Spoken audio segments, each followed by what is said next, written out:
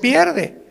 Porque los que creen que se pierde la salvación tienen solamente 5 pasajes en todo el Nuevo Testamento que parece, leyéndolos, parece que se pierde la salvación, contra más de 175 pasajes que nos enseñan que es imposible perder la salvación. Entonces, cuando tienes en la Biblia una balanza y tienes 2 perspectivas o 2 doctrinas, es importante buscar cuál tiene más peso teológico y entender por qué las personas que creen eso, lo creen para que tú les puedas mostrar con los versículos que ellos usan para demostrar que esto es así, contradecirles a través del contexto dentro del cual el texto está escrito. Porque sacar un texto de contexto es hacer un pretexto. Entonces, las sectas se caracterizan por eso. Tú platicas con un testigo de Jehová y un testigo de Jehová te va a decir que Cristo no es Dios, que el infierno no existe. Y le preguntas, ¿por qué niegas que Cristo no es Dios? Y te contestan, es que Él dijo que nadie sabe estas cosas más que el Padre. Entonces, ¿cómo puede Cristo ser Dios si dijo que Él no sabía ni siquiera el día ni la hora? Sin entender que cuando Cristo bajó al mundo, Filipenses capítulo 2, Él se hizo igual que nosotros, se puso debajo del Padre temporalmente para que Él no hiciera nada más que lo que el Padre le dijera y dejarnos el ejemplo de la sumisión a la autoridad. Pero Jesucristo era 100% Dios y era 100% humano. Tú platicas con un mormón y el mormón te va a decir que ¿por qué no podemos tener 4 mujeres, 5 mujeres? Si David tuvo casi 7, 8, Salomón tuvo casi 1000. ¿Y por qué yo no? Dice don Pancho Pistolas. Y tú puedes contestarle claramente, ¿verdad? La dispensación o la administración bajo la cual vivieron, ¿por qué Cristo, Dios? Porque Dios tiene 2 clases para poder juzgar. Una, la voluntad de Dios, apúntalo, es permisiva y directiva. Entonces, el hecho que Dios permita algo no significa que sea la voluntad de Dios. Una muchacha llegó un día y me dice, ¿es por qué me permitió casarme Dios con este patán de esposo que me golpea, etcétera, etcétera? Si yo le pedí a Dios y le dije, porque tú aceptaste casarte con él. Y tú sabías perfectamente bien lo que hacías, tenías 2 años sin ir a la iglesia cristiana y te casaste con el primer camión que pasó por ti.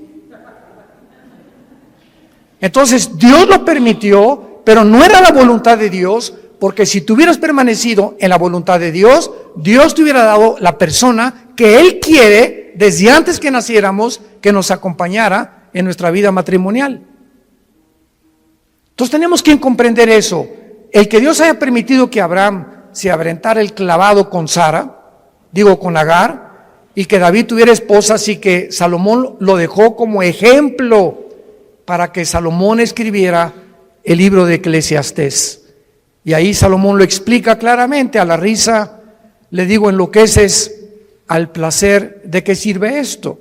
Para que cualquier hombre que crea que teniendo 2 mujeres o 3 mujeres ya la hizo y vas a ser feliz, te equivocas. Porque las cosas que se escribieron para nuestra enseñanza se escribieron a fin que a través del ejemplo de los hombres y mujeres que Dios exhibe con sus pecados en la Biblia, veamos que por eso la Biblia es un libro de santidad. Muy bien, vamos a abordar esta doctrina del rapto de la iglesia. Primera de Tesalonicenses 4, del 13 al 18. Pablo les dice a esta iglesia, no queremos, hermanos, o tampoco queremos que ignoren acerca de los que duermen.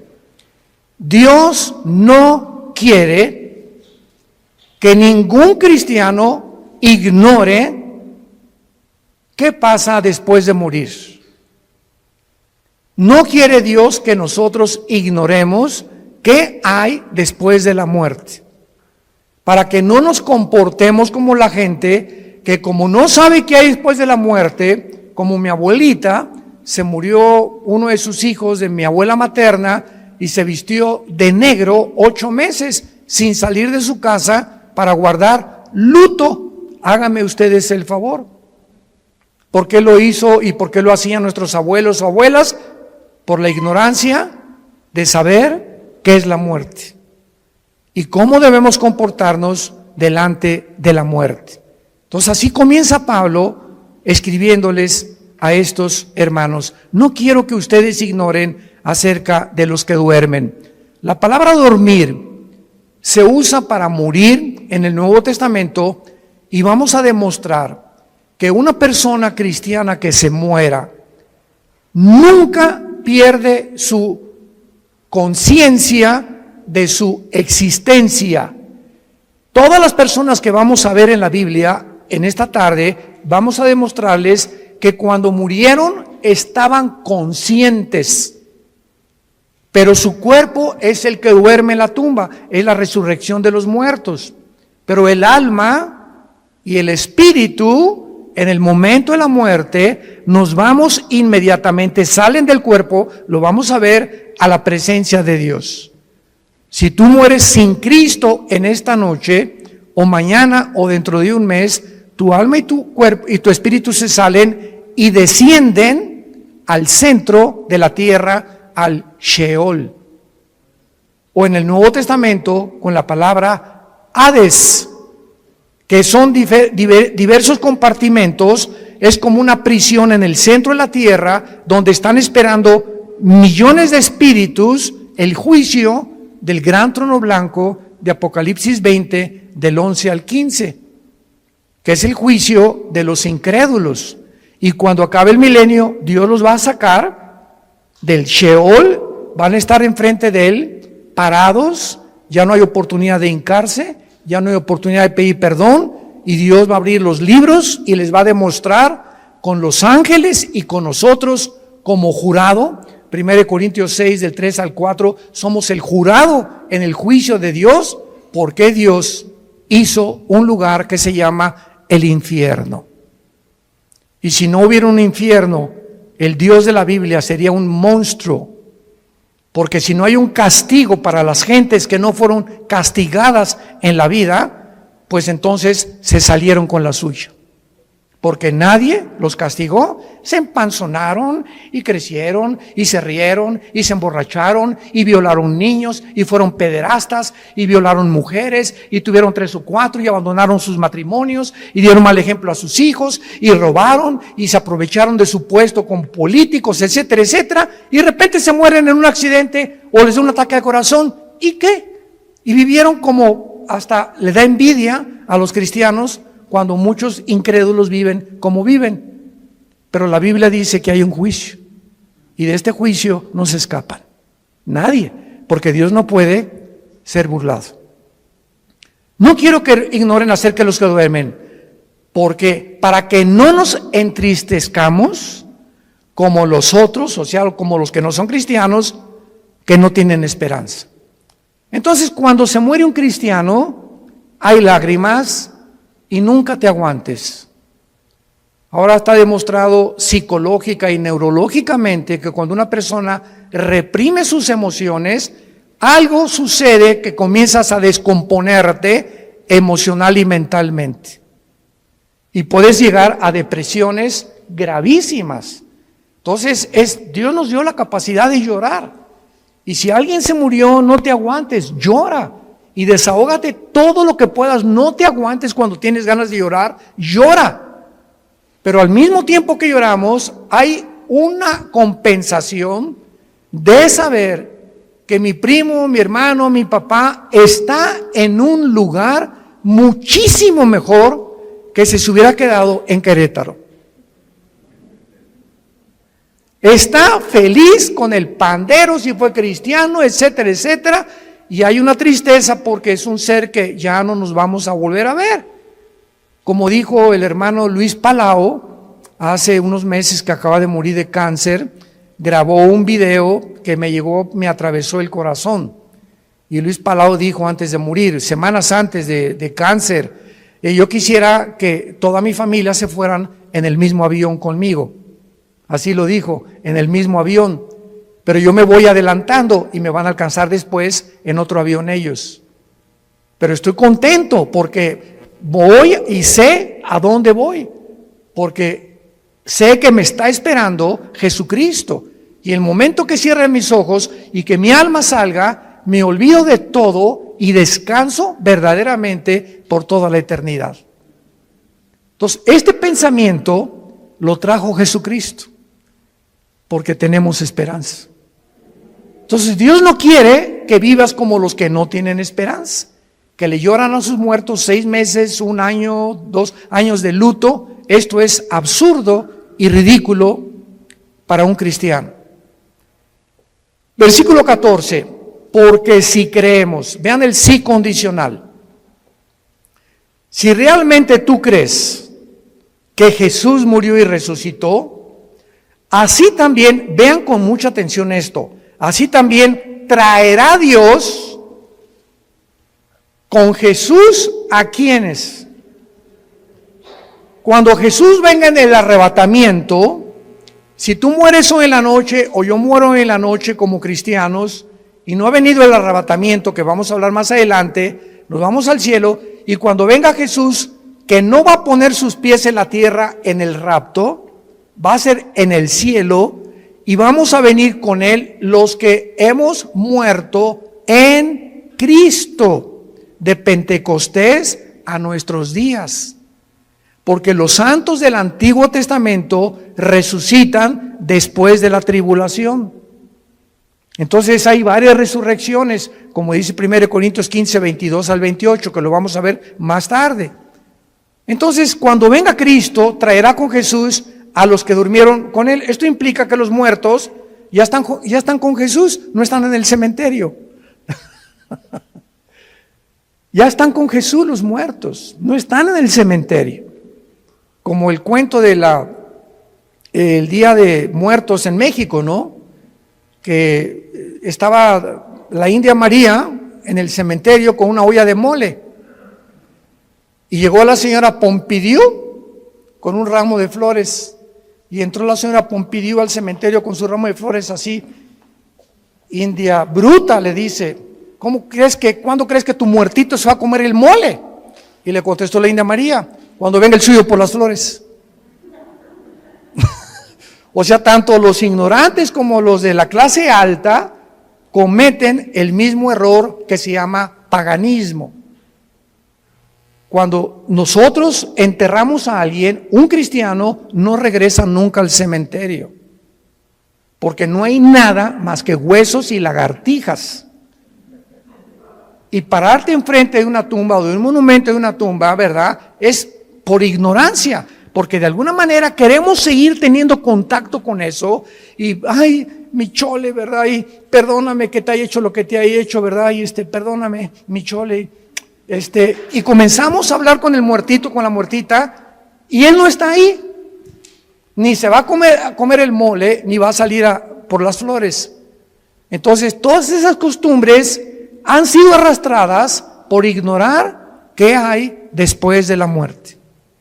Y Jesús vino a abrirnos los ojos y el entendimiento para que vivamos con una vida de la verdad y del conocimiento. Versículo 15, por lo cual, entramos en materia, os decimos esto en palabra del Señor. O sea, Jesús le reveló a Pablo lo que vamos a leer.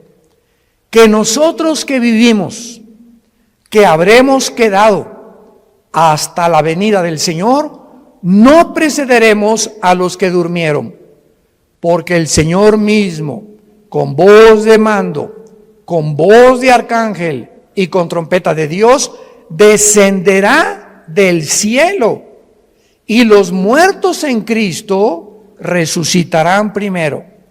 Luego nosotros los que vivimos, los que hayamos quedado, seremos, apunta la palabra en tu Biblia, arpazo, tal como suena con Z, arpazo, como el arpazo de un tigre o el de un león que hace esto para arrebatar la carne.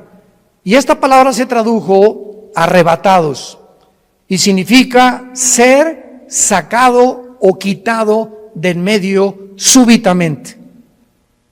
Por eso se llama rapto, viene del latín raptarus. Entonces, usar arrebatamiento o el rapto de la iglesia son palabras sinónimas, pero se tradujo arrebatados.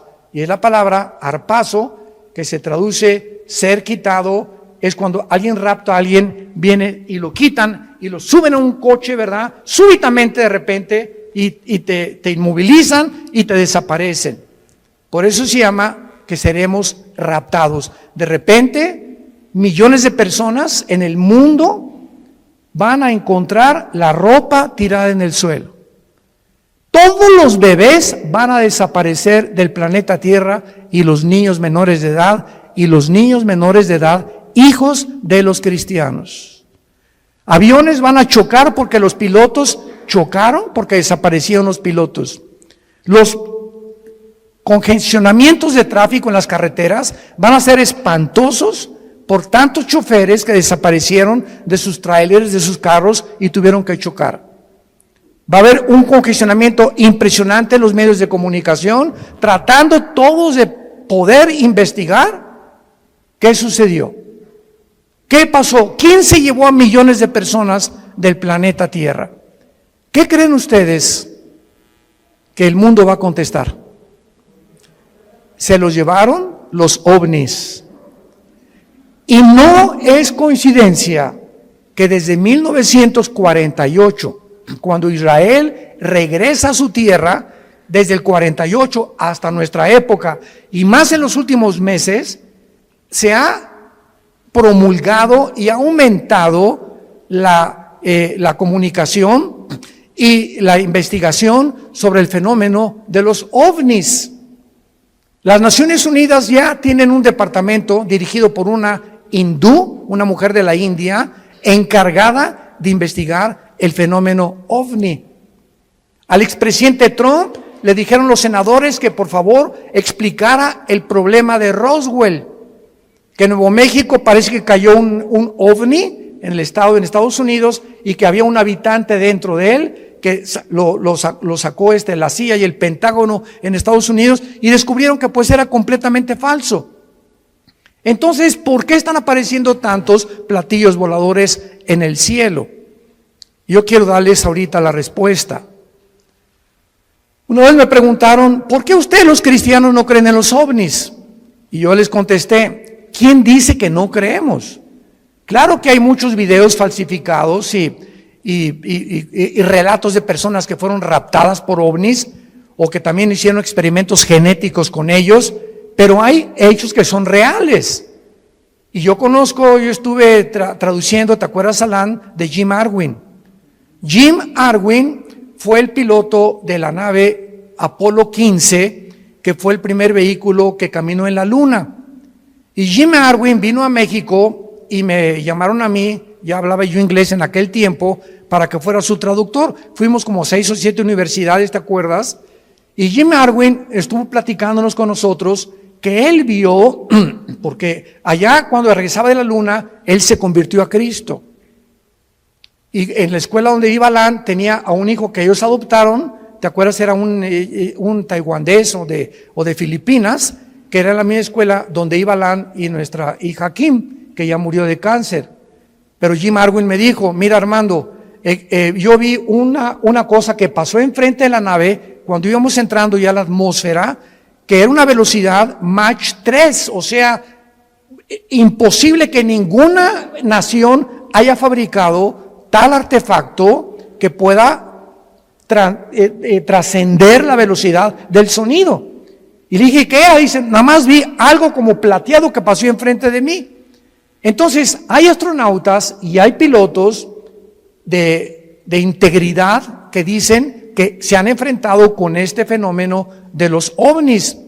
¿Y cuál es la respuesta? La respuesta es que es real. Nada más que los cristianos no les llamamos ovnis, les llamamos ovis. objetos voladores identificados. Porque no negamos que existen, pero sabemos quién está detrás de ese fenómeno. Son materializaciones de la energía satánica. Satanás está preparando el mundo para que cuando venga el arrebatamiento de la iglesia, sepa el mundo que fuimos sacados del mundo por extraterrestres. Ahorita, en el estado de Colorado, en Estados Unidos, el más grande observatorio de los ovnis, ¿quién creen ustedes que lo financia? El Vaticano. ¿Y saben cómo se llama el observatorio? Lucifer. Lucifer, el más grande observatorio que está tratando de encontrar, porque dijo el Papa Francisco que si llegaban los ovnis, él los iba a evangelizar.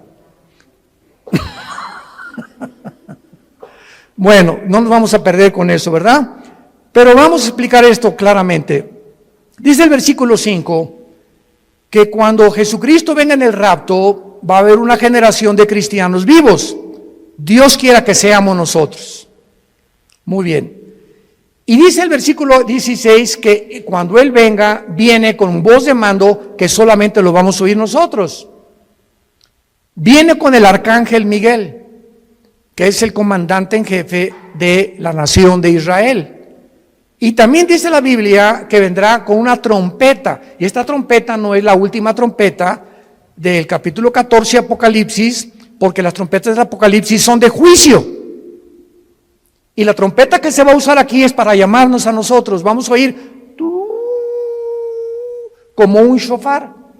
Porque en el libro de los Números, en el Antiguo Testamento, cuando acampaban, usaban 2 trompetas.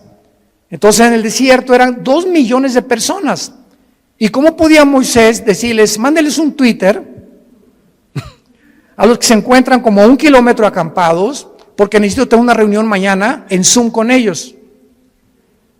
Entonces, agarraba una trompeta y tenía un sonido continuo, y cuando la gente lo oía, se acercaban alrededor del campamento y de la tienda de Moisés y de Josué para saber que él tenía instrucciones, y había otro toque de trompeta que era que era repetido, que significaba empaquen porque nos vamos, estamos cercanos por el enemigo. Entonces, uno era para reunir al pueblo y el otro para huir, porque tenían que cambiarse de lugar, porque sentían que venían enemigos contra ellos. Y el toque de trompeta que vamos a oír es para reunirnos con Jesús. No puede ser la trompeta del Apocalipsis. Esto es muy importante para poder saber, porque he oído que han dicho que es la última trompeta del Apocalipsis, y esas son trompetas de juicio. Entonces dice la Biblia, Cristo descenderá del cielo, versículo 16. Y noten ustedes que los primeros en encontrarse en el aire con Cristo serán los muertos, pero vean ustedes, en Cristo. O sea, desde Pentecostés hasta nuestros días se formó la iglesia. La iglesia no existía en el Antiguo Testamento, no existía en los evangelios. Fue cuando en Pentecostés, bajo el Espíritu Santo, que se formó el cuerpo de Cristo. Y ahora la iglesia somos seres humanos que estamos en Cristo, injertados en Él. Dice Efesios 5, somos parte de sus huesos y de su carne de Cristo, es el cuerpo místico de Cristo. Entonces en el rapto, si nosotros estamos vivos y viene ahorita a las 7:30 de la noche, y oímos, vamos a oír, ¿verdad? Nada más nosotros, un sonido, y de repente, en un abrir y cerrar de ojos, estamos en el cielo con Él. Ya Él viene con todos tus parientes que murieron antes que nosotros en Él. Los santos del Antiguo Testamento resucitan después de la tribulación. Y este orden, porque dice en 1 Corintios 15, 22 al 28, que hay un orden establecido por Dios para la resurrección de los muertos. Primero Cristo, las primicias, después los que son en Él. O sea, la iglesia que somos nosotros. Y dice la Biblia, luego nosotros los que vivimos, los que quedemos, seremos arrebatados juntamente con ellos en el aire. El rapto es en el aire, Jesús no baja. La segunda venida baja y planta sus pies en el monte de los olivos. Zacarías capítulo 14, del 12 en adelante. Cristo pone sus pies en el monte de los olivos donde fue crucificado. Y dice Zacarías 14, se va a hacer un valle de sur a norte y de oriente a occidente. Se va a hacer una cruz en el suelo. Va a ser como una hendidura que se va a hundir la tierra formando una cruz cuando Cristo venga y viene con nosotros, Apocalipsis 19, a establecer su reino. Son dos eventos completamente diferentes. Veamos el otro pasaje en 1 Corintios, capítulo 15, versículos 51 al 53. Pablo comienza diciendo, les digo un misterio. El rapto de la iglesia, síganme con mucho cuidado, era desconocido por los judíos. Ningún profeta del Antiguo Testamento habló del rapto de la iglesia, que habría un grupo de personas que no íbamos a morir. Era desconocido bajo el Antiguo Testamento. En los evangelios no se encuentra, en Mateo, Marcos, Lucas y Juan, no se encuentra el rapto. Más que cuando Jesús dice en Juan 14, voy a preparar una morada para ustedes y vendré y os tomaré a mí mismo. De una forma indirecta, la palabra os tomaré a mí mismo, que es en el griego paralambano, apúntalo, paralambano significa ser sacado y unido a Cristo. Y al apóstol Pablo, no a Juan, no a Pedro, no a Santiago, no a Mateo, no a Lucas, a nadie el Espíritu Santo le reveló este misterio. Entonces estaba escondido, era un secreto que Dios tenía guardado para nosotros, los que pertenecemos a la iglesia. Y se lo revela al apóstol Pablo. Les voy a decir un misterio, dice Pablo. ¿Cuál es este misterio? Que no todos vamos a morir, pero todos vamos a ser transformados. Cuando venga el arrebatamiento estamos vivos en milésimas de un parpadeo de ojos. Mi cuerpo, tu cuerpo es transformado a la semejanza del cuerpo con el cual Cristo resucitó. Porque si me preguntan, ¿cómo va a ser nuestro cuerpo? ¿Me voy a parecer a John Travolta? ¿Me parecería a Madonna cuando resucite? Y tenemos curiosidad de cómo va a ser nuestro cuerpo, ¿verdad? Lo vamos a ver ahorita con mucho detalle, porque la Biblia nos dice cómo va a ser nuestro cuerpo. Entonces, este misterio es que habría una generación de cristianos que no vamos a saber lo que es morir. No vamos a atravesar el túnel que atraviesan, como decía David le llamó el camino de todos los hombres. Pablo le dice abandonar este cuerpo. Entonces, este misterio fue revelado al apóstol Pablo y dice el versículo 52 explicándonos cómo va a suceder.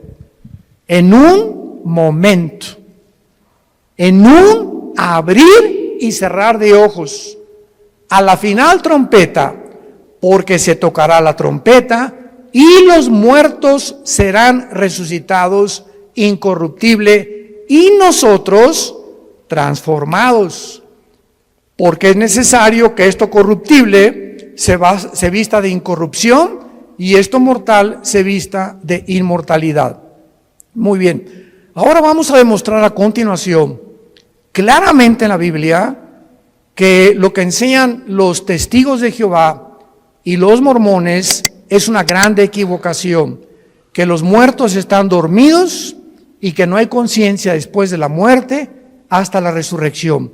Vayamos primero a Génesis capítulo 35 en el Antiguo Testamento. Esto es maravilloso. La Biblia es preciosa. No hay nada perverso en ella. Todas ellas, las palabras de Dios, son rectas al que entiende y razonables a los que han alcanzado la sabiduría. Dice Proverbios 8 del 4 al 8. Vean ustedes Génesis 35 versículo 18. Pon una lupa o un microscopio para lo que vamos a leer. Aconteció que al salírsele, apúntalo, Nepesh. Nepesh con SH al final. Es la palabra hebrea para alma. Al salírsele el Nepesh o el alma murió. Desgraciadamente hay una traducción de la Biblia que se llama la Nueva Versión Internacional. Yo no se la recomiendo a nadie. Y si tú lees este versículo en esta versión de la Biblia, dice, aconteció que suspiró. ¿Y qué es un suspiro? O sea, no explica nada, ¿no? Porque no nos revela la parte que forma el cuerpo humano, que es el alma. Vamos a ver cuál es la otra parte del cuerpo humano. Y cuando dice la Biblia, Nepesh, si lo quieres apuntar, el alma es el centro de la mente, las emociones, la voluntad y los sentimientos. Eso es el alma.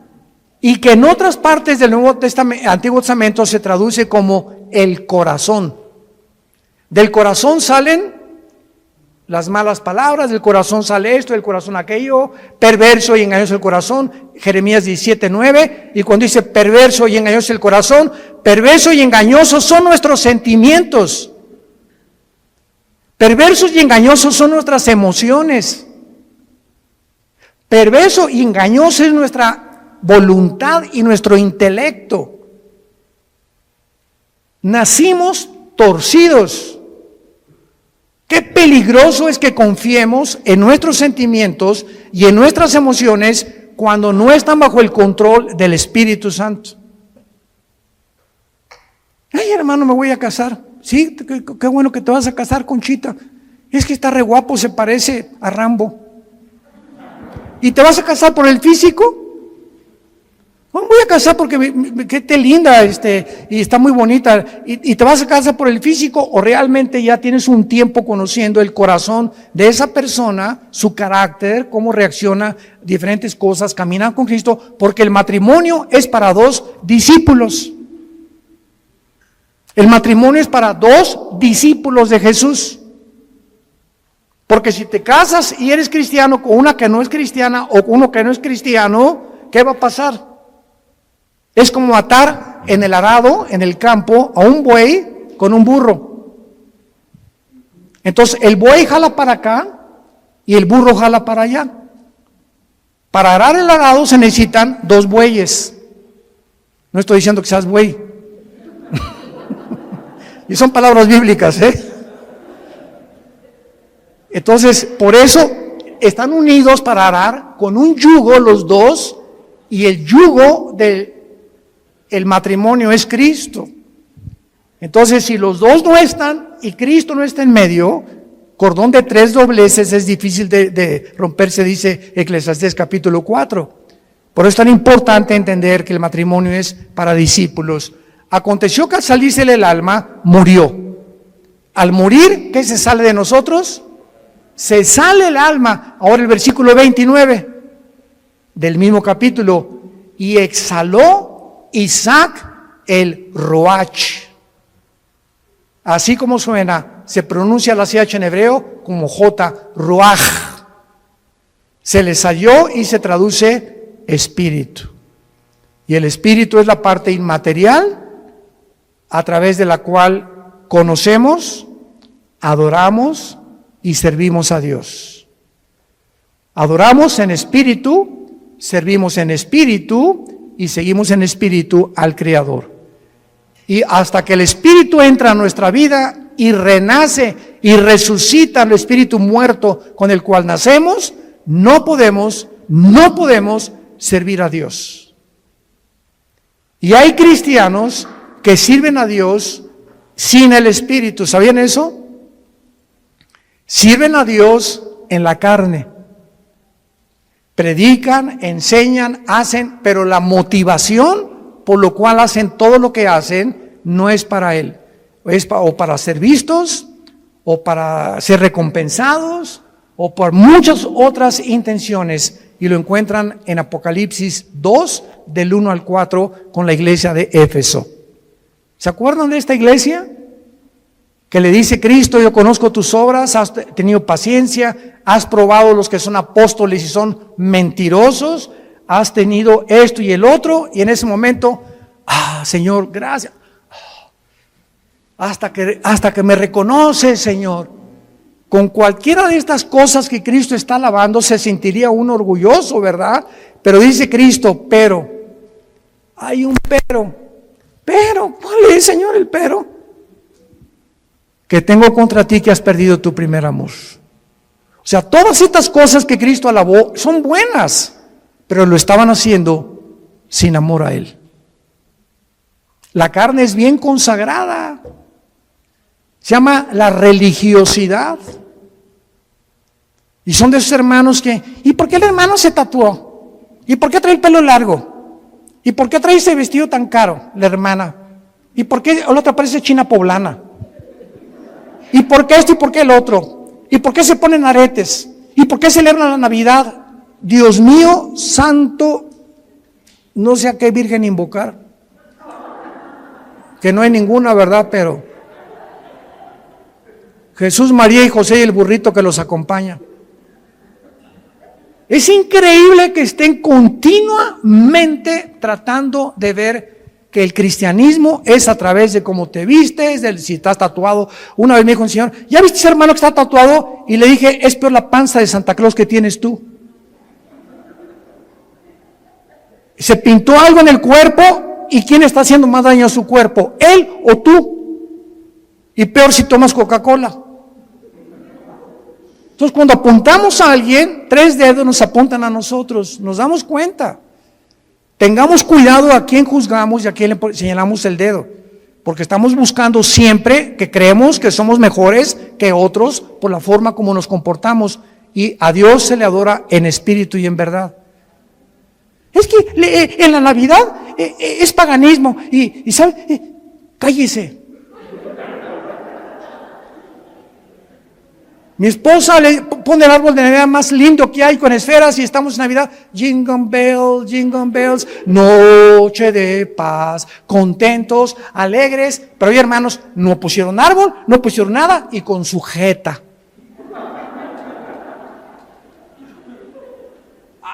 Imagínense en el cielo, Dios al arcángel Miguel, búscame a los que pusieron arbolito y les pones una tacha. ¿Se imaginan ustedes que así Dios calificara la vida espiritual de nosotros? Los que pusieron y los que no pusieron, los que toman vino y los que no toman vino, los que están tatuados y los que no están tatuados. Dios ve el corazón. El gozo y la paz en el espíritu que tengamos y la comunión con Él. Eso es lo que Dios busca en nosotros. Ahora veamos en Filipenses capítulo 3, ya que hemos visto que al morir se sale el espíritu y el alma, no estamos dormidos. ¿Cómo será nuestro cuerpo cuando nosotros resucitemos? Dice Filipenses capítulo 3 con muchísima claridad, y tal vez muchos lo han leído antes, pero noten ustedes con los detalles que Dios nos da. Filipenses 3, 20 y 21. Mas nuestra ciudadanía está en los cielos, de donde también esperamos. Esta es nuestra esperanza. Estamos esperando no al anticristo, estamos esperando a Jesús, al Salvador, al Señor Jesucristo, el cual transformará el cuerpo de la humillación nuestra para que sea semejante ¿a quién? Para que sea nuestro cuerpo igual ¿a quién?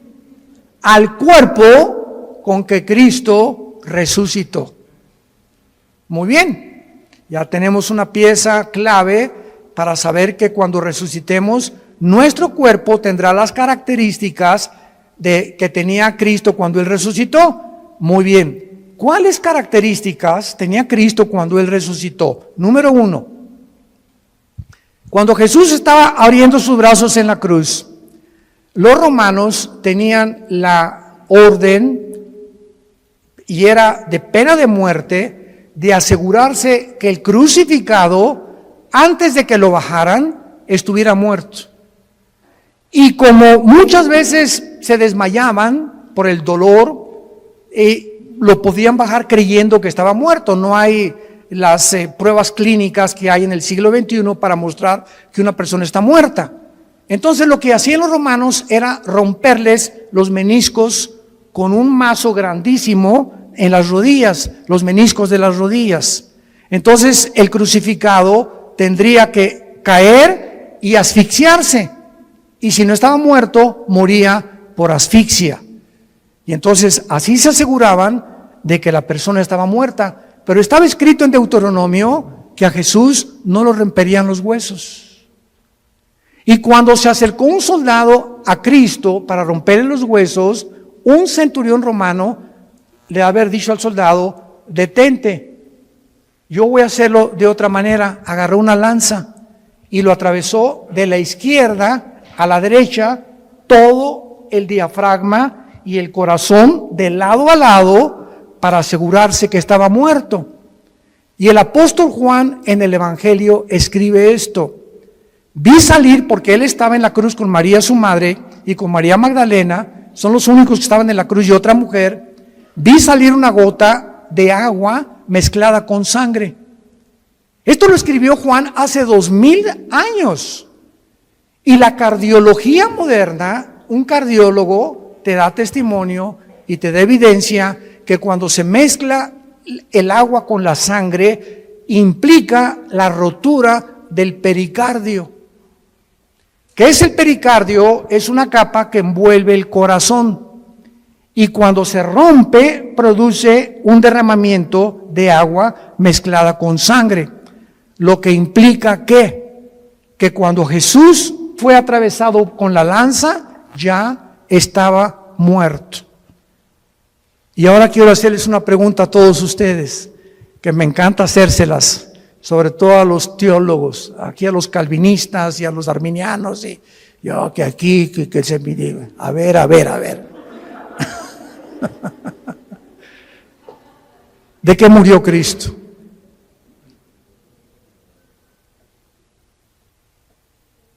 Nadie, ¿verdad? ¿De qué murió? No murió de asfixia. Cuando lo atravesaron la lanza ya estaba muerto. ¿De qué murió? El Salmo 22, ya lo contestaron. Ya viste uno de mis videos. En el Salmo 22, 1000 años antes de que Cristo fuera crucificado, antes de que ni siquiera se practicara la crucifixión. Increíble. David escribe: Dios mío, ¿por qué me has desamparado? Comienza David a escribir 1000 años antes lo que Jesús pronunció en la cruz, y lo que Jesús desde la cruz, como si David se hubiera adelantado al futuro, se hubiera metido en la cruz de Cristo y él estuviera viendo lo que Cristo vio desde la cruz. Esto es impresionante. Y más adelante David escribe: horadaron mis manos y mis pies, y mi corazón fue como la cera. Cristo murió en el momento que tus pecados y mis pecados fueron puestos sobre su cuerpo, rompieron su corazón. Murió de dolor moral. No soportó llevar en la cruz nuestros pecados, y fueron nuestros pecados los que produjeron su muerte. Y 700 años antes de que él muriera, el profeta Isaías, capítulo 53, escribió: despreciado y desechado entre los hombres, varón de dolores, escondimos de él el rostro, fue menospreciado, no le estimamos, molido fue por nuestros pecados y completamente deshecho por todo lo que nosotros hicimos. Qué increíble que Isaías haya escrito eso, que fue el pecado lo que mató a Jesucristo. y que el Padre haya permitido que su Hijo fuera crucificado, maltratado, despedazado. Cristo en la cruz, dice Isaías 52, los últimos dos versículos antes de entrar al 53, que no había parecer en él. Cristo en la cruz era un guiñapo humano. Nadie reconocía, estaba deformado de los golpes, de los latigazos, de la sangre que le corría por su rostro. No tenía los tejidos subcutáneos, los tenía completamente abiertos, del látigo de 9 colas que tenían puntas de hueso con acero, y los romanos lo envolvían y el látigo le daba 4 veces, y cuando jalaban el látigo desgarraba todos los tejidos subcutáneos del pecho y de la espalda. Cuando él estaba en la cruz era un guiñapo humano. Cristo en la cruz era un monstruo. ¿Por qué? Porque eso es lo que hace el pecado, nos hace monstruos. El pecado nos deforma. El pecado hace y tuerce lo que es la imagen de Dios en nosotros. Y el cristiano tiene que proyectar la santidad. El cristiano tiene que proyectar el gozo, la paz del Señor. Y tú lo puedes ver en amigos tuyos o en personas que no son cristianas. Ve la mirada que tienen. Será. La lámpara de nuestro cuerpo son los ojos. Pero Cristo muere de esa manera para que Dios nos recordara el tiempo en que nosotros tenemos que estar conscientes de lo que el pecado nos hace en nuestra vida. Y vayamos en penúltimo lugar, Apocalipsis capítulo 6.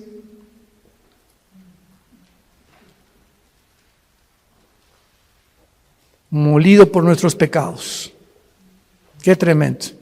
En Apocalipsis 6 vemos otra evidencia de que cuando morimos no estamos dormidos. Capítulo 6, versículo 9 en adelante. Cuando abrió el quinto sello, vi, dice el apóstol Juan, vi bajo el altar las almas de los que habían sido muertos por causa de la palabra de Dios y por el testimonio que tenían. ¿Cómo podía Juan ver en el cielo cuando la sangre y la carne no pueden heredar la corrupción? ¿Cómo pudo Dios llevarse a Juan al cielo?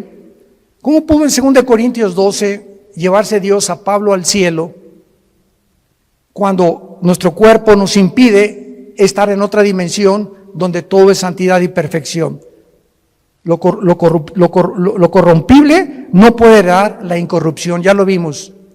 Bueno, la respuesta es que Juan estaba durante el tiempo de la tribulación en el Espíritu en el cielo. Y esto nos muestra que aparte de los ojos físicos que tenemos, porque cuando alguien está muerto, vienen los gusanos y nos comen el cerebro, ¿verdad? Nos comen los ojos en la tumba, nos comen las orejas y queda el puro esqueleto ahí tirado en el cementerio. Sin embargo, en la otra vida tenemos ojos, tenemos oídos y tenemos otro cuerpo.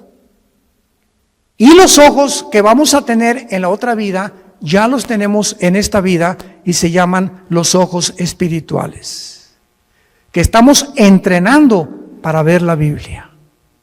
Si tú vienes a la Biblia con tus ojos carnales, sin antes orar ni limpiar tu vida, Dios no va a permitir que veas nada de revelación, ni el Espíritu Santo te va a descubrir las cosas profundas que se encuentran en la Biblia, porque los puros de corazón verán a Dios, nada más.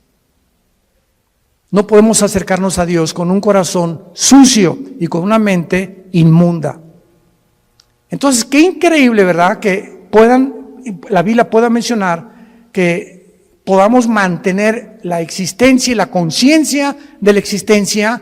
Y esto nos prueba otra cosa tremenda que hoy en la comida mi esposa y yo, platicando con unos dentistas en casa de Alán, nos compartieron, ¿verdad? De lo que está descubriendo en el mundo de la medicina, de las vibraciones, etcétera, etcétera.